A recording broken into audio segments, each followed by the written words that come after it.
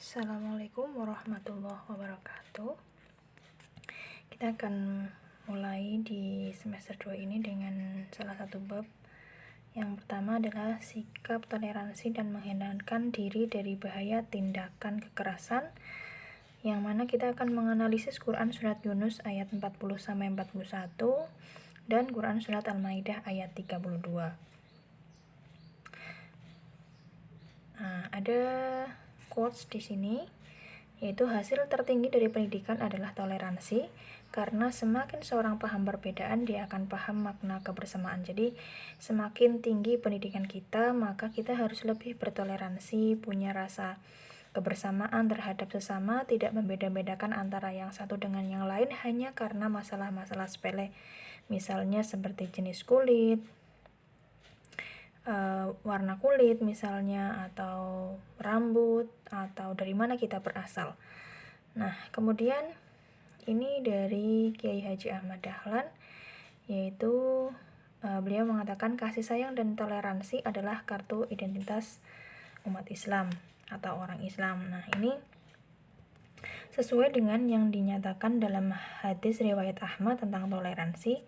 Ani bin Abbas radhiyallahu anhu maqala qila li Rasulillahi sallallahu alaihi wasallam ayyul a'dayani ahabbu ilallahi azza wa jalla, qala al-hanifiyatul samhah, yang artinya adalah Ibnu Abbas radhiyallahu anha berkata bahwa Rasulullah sallallahu alaihi wasallam pernah ditanya oleh seorang, jalan manakah yang paling dicintai Allah Subhanahu wa taala? Beliau menjawab, jalan yang lurus dan toleransi. Hadis riwayat Ahmad. Jadi orang Islam itu identitasnya adalah dia penuh kasih sayang, penuh kelembutan, tidak pernah berkata kasar, tidak menyinggung perasaan orang lain, tidak menyakiti perasaan orang lain baik tentang perkataannya ataupun tindakannya, dan dia mempunyai sikap yang menjunjung tinggi toleransi. Selanjutnya kita tentang quote-nya Pak Mahfud MD, yaitu toleransi itu dasarnya bukan semua agama sama, tapi pemeluk setiap agama menghormati pemeluk agama lain yang meyakini kebenaran agamanya masing-masing. Nah, ini kalimat dari Pak Mahfud MD itu saya tuangkan dalam beberapa pertanyaan-pertanyaan kritis. Langsung kita ke poin yang nomor 2 ya. Karena yang tadi Pak Mahfud MD itu yang katakan bukan semua agama sama, berarti kita lanjut ke nomor 2 terlebih dahulu. Bolehkah kita sebagai muslim mengucapkan hari raya kepada non-muslim? Kemudian bagaimana hukumnya dan apakah itu yang dinamakan toleransi? Saya sepakat yang dikatakan tadi Pak Mahfud MD mengatakan bahwa toleransi itu tidak mengatakan bahwa semua agama sama, tapi justru kita yang namanya toleransi adalah menjunjung tinggi atau menghormati pemeluk agama lain. Nah, pertanyaan kemudian, itu bolehkah kita sebagai muslim mengucapkan hari raya kepada non-muslim? Nah, misalkan kemarin pas waktu tanggal 25 Desember kita mengucapkan selamat hari Natal kepada teman-teman kita yang non-muslim atau pemeluk agama lain, misalnya Buddha, Hindu, ataupun Konghucu, karena di Indonesia itu mempunyai agama, tidak hanya agama Islam saja.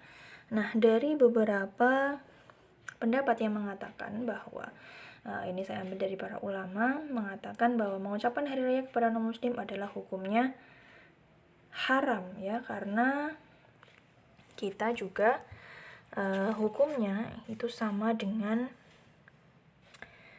mengakui adanya Tuhan selain Allah. Ya, ini dalilnya sudah jelas, yaitu Quran Surat Al-Kafirun ayat 6, yaitu lakum dinukum waliyadin, untukmu agamamu dan untukku agamaku. Selain itu juga dalil yang penguat sebagai mengucapkan hari raya kepada non-muslim adalah haram atau tidak diperbolehkan adalah, pasti kalian sudah hafal semua suratnya, yaitu Quran Surat Al-Ikhlas ayat 1 sampai terakhir, yang mengatakan bahwa kul huwallahu ahad, yaitu Allah itu esa, Allah itu satu. Bahkan ketika kita mengucapkan, maka kita sudah menodai akidah kita, menodai syahadat kita, yaitu yang mengatakan bahwa aku bersaksi tidak ada Tuhan selain Allah. Maka mengucapkan baik secara lisan maupun secara teks atau mengirimkan pesan itu tidak diperbolehkan. Nah, terus kemudian bagaimana cara kita bertoleransi terhadap non-muslim? Nah, kita wajib membantu atau kita hanya disuruh untuk membantu, bermuamalah itu diperbolehkan, tapi dalam masalah akidah, terutama perayaan ibadah itu tidak diperbolehkan. Begitu ya. Terus kemudian kita ke Quran surat Yunus ayat 40 sampai 41. Kalau di PowerPoint mungkin kalian tidak bisa membaca, silahkan nanti dibaca buku pegangannya yang dari perpustakaan. Di situ saya bacakan saja. Bismillahirrahmanirrahim. Wa minhum may yu'minu bihi wa minhum ma la yu'minu bihi wa rabbuka a'lamu bil mufsidin wa in kadzabuka faqul li amali wa lakum amalukum antum bari'una mimma a'malu wa ana bari'u mimma ta'malun. Yang artinya adalah, dan di antara mereka ada yang beriman kepada Al-Quran dan di antaranya ada pula orang-orang yang tidak beriman kepadanya. Sedangkan Tuhanmu lebih mengetahui tentang orang-orang yang berbuat kerusakan. Dan jika mereka tetap mendustakan Muhammad, maka katakanlah, bagiku pekerjaanku dan bagimu pekerjaanmu. Kamu tidak bertanggung jawab terhadap apa yang aku kerjakan dan aku pun tidak bertanggung jawab terhadap apa yang kamu kerjakan. Mengenai Quran surat Yunus ayat 40 sampai 41 tentang asbabun nuzul, ini tidak secara khusus itu tidak disebutkan ya, namun Quran surat ini masih berhubungan dengan yang ayat 2 tentang penolakan orang kafir terhadap kerasulan Muhammad Shallallahu Alaihi Wasallam. Nah, pertanyaan yang kemudian yaitu, Islam bukan agama yang eksklusif di mana umatnya dilarang bercampur dengan pemeluk agama lain. Bagaimana kira-kira? Nah, Islam itu adalah agama dakwah ya. Orang Islam harus menyatu dengan orang-orang non-muslim. Bagaimana orang Islam dapat menjalankan dakwah apabila mereka tidak pernah bertemu dengan pemeluk agama lain?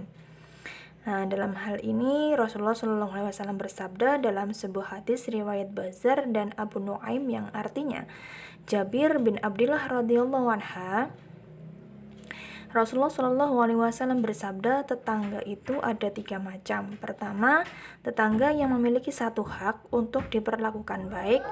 Ia merupakan tetangga yang mempunyai hak paling rendah. Kedua, tetangga yang memiliki 2 hak. Dan ketiga, tetangga yang memiliki 3 hak. Ia merupakan tetangga yang mempunyai hak paling utama. Tetangga yang memiliki 1 hak adalah tetangga musyrik yang tidak memiliki ikatan keluarga. Ia hanya memiliki hak sebagai tetangga. Tetangga yang memiliki 2 hak adalah tetangga yang muslim. Ia memiliki hak sebagai muslim dan hak sebagai tetangga. Adapun tetangga yang memiliki 3 hak adalah tetangga muslim lagi mempunyai hubungan kekerabatan. Ia memiliki hak sebagai tetangga, hak sebagai orang Islam, dan hak sebagai kerabat. Nah, hadis ini memberikan pengertian bahwa orang-orang muslim dengan orang-orang non-muslim dapat hidup rukun berdampingan sebagai tetangga. Tidak perlu ada tembok pemisah antara mereka. Justru dengan hidup berdampingan seperti itu, orang-orang muslim dapat memberikan contoh yang baik sehingga orang-orang non-muslim dapat tertarik kepada ajaran Islam. Jadi agama Islam itu tidak eksklusif, itu istimewa. Kita mengatakan bahwa Islam itu istimewa hanya kepada kalangan kita, yaitu agama Islam, sesama agama Islam, sesama muslim. Namun kita tidak dilarang untuk bercampur dengan pemeluk agama ini sesuai dengan hadis yang saya bacakan tadi, yaitu hadis yang riwayat Basir dan Abu Nuaim ya. Banyak contoh yang menyebutkan bahwa non-muslim itu berteman dengan yang non-muslim itu banyak sekali. Kemudian kita ke analisis kandungan Quran surat Yunus tadi. Yang pertama, terhadap dakwah Nabi Muhammad ada orang-orang yang mengikutinya sehingga memperoleh manfaat, dan ada pula yang menolak sehingga memperoleh ancaman sebagai orang kafir. Nah, dari poin yang pertama ini, tadi saya sudah menyebutkan di awal, yaitu agama Islam itu adalah agama dakwah. Yaitu yang namanya dakwah itu mengajak.